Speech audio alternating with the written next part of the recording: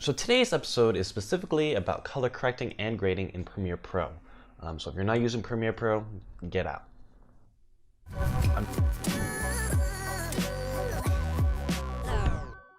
Welcome back to Kiro Productions. I'm Kiro Klayman, and today specifically we are working on color correcting and grading within Premiere Pro. Before we begin, that was really loud. So before we begin, I probably should say I am not a professional in color grading or correction.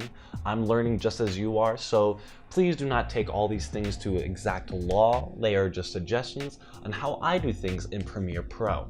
But with that being said, let's get started. Another side note, if you've not checked out Life Los Angeles, which is my previous video, please do check it out.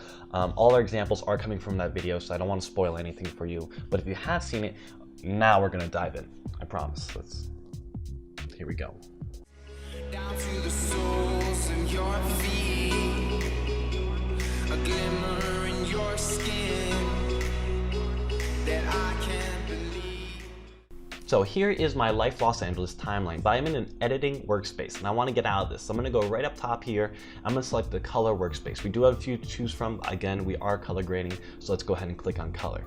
So you will see on the right, we do have the Lumetri color tool work set, and on the left, we do have Lumetri scopes. So first thing, looking at our picture, I can tell it's not been white balanced correctly. And that's my fault, because I could have done that before I even shot the shot. All in camera settings. You just go into camera, go to white balance, custom white balance, and boom, you're done. So doing white balance, we are gonna go to the eyedropper tool in your basic corrections, and we're gonna find any point in the picture in which you think is native white or true white. Once you click on that, you're going to see that the image changes just a little bit. Now your image has been white balance corrected. We can move on and start to work a little more with the highlights and shadows of your image. Now, per se, you don't need to use the eyedropper. If you got a good eye and if you've been experienced with color correcting, go and use the sliders. It's up to you, but I have this much experience. 0 in color correcting. Well, not really, like a few months, a year, but still I use the dropper tool, so yeah. Next, we're gonna head over the curves and we're gonna work the contrast of our shot. Our goal is to have our highlights and shadows in a specific point on your Lumetri scopes. So looking at your Lumetri scopes, you want your highlights to be from 90 to 100, and you want your shadows kind of be from 0 to 10. Now, is that a rule? Absolutely not. You don't have to do it that way. That's the way I like to do it, so you do you. Now I'm gonna go back to basic correction. I'm gonna move my saturation slider up. For me personally, I want my shot to be very vivid. I want the colors to pop. Not all colors, but certain colors. And we're gonna get to that right now. Moving on.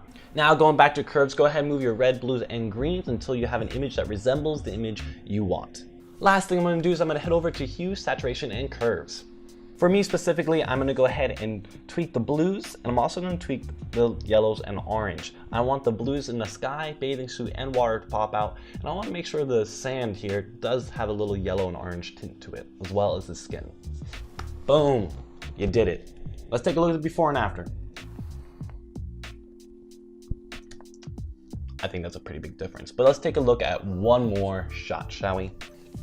So taking a look at this example, we have the sun beaming right into the camera, and that is going to make color correcting a lot harder. Color grading, not so much, because generally when you do have the sun in your shot, you're looking for that sunset, sunrise look. So let's go ahead and color correct it using the same steps we used last time.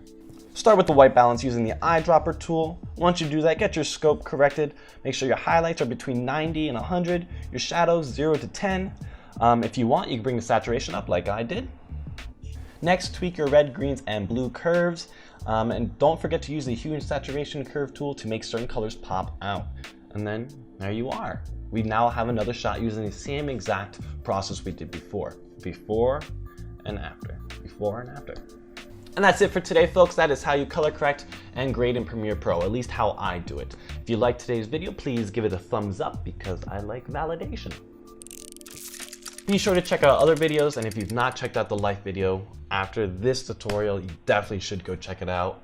But we'll see you next time on Kiro Productions.